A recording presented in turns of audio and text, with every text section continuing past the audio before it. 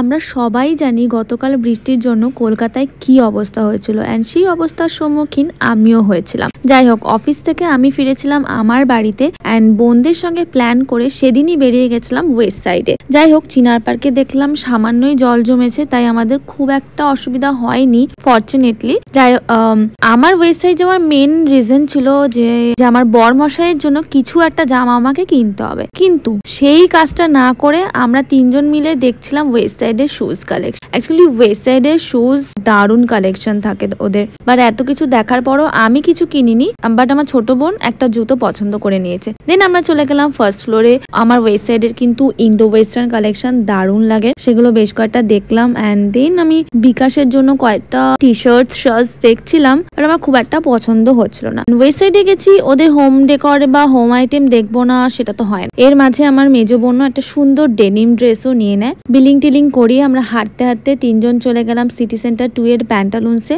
ওখানেও বেশ কিছু জামা দেখলাম, বাট কিছু না কিনেই বেরিয়ে গেছি। বাট এতক্ষণ ঘুরে ঘুরে আমার পেয়েছে খিদে, তাই সিসি 2 ঢুকতেই আমরা ফার্স্টে চলে গেছিলাম এই কাউন্টারে। সুইস বিউটির মেকআপ পাওয়া যাচ্ছিল, অ্যান্ড এই পার্টিকুলার ফাউন্ডেশনটা না ভীষণ ভালো, আমি ইউজ করেছি। আর আমার বোনের দরকার ছিল একটা বুলেট লিপস্টিকের, তো সেটাও দেখছিল। এসব দেখার পর আমরা চলে গেলাম ফুড করে, অ্যান্ড আমি আমার ছোট বোন আর মেজো বোনের পকেট মেরে অনেক কিছু খেয়ে নিয়েছি। তারপর আমার ছোট বোনের ইচ্ছা হচ্ছে ও চিজ কেক খাবে, তো অনেক দেখাশোনা করার পর ফাইনালি আমরা তিরামিসু চিজ কেকটা অর্ডার করি, and it was so good. আমার বোনের খুব শখ জেগেছে পুজোতে নেল এক্সটেনশন করবে, তাই এখানে একটু খোঁজ নিতে গেল, বাট সেরকম ওর পছন্দ হলো না, তো বেরিয়ে চলে এলো। তো সারাদিনটা আমার এরকমই কাটলো। দেখা হবে আরেকটা নতুন ব্লগে।